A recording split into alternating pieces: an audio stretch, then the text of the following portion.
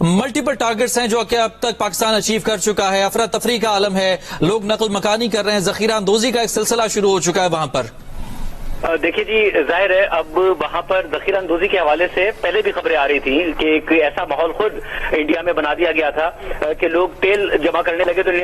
Indian oil کی طرف سے کہا گیا کہ نہیں جی وافر مقدار میں تیل موجود ہے، پھر ذخیرہ اندوزی کرنے لگے تو بھی یہ بات سامنے آئی تھی۔ ابھی جو اطلاعات سامنے آ رہی ہیں وہ بھارتی خود سوشل میڈیا پر جو فوٹیج شیئر کر رہے ہیں، اور ظاہر ہے وہ افسردہ ہیں کہ ان کی ملٹری بیسز کو حملہ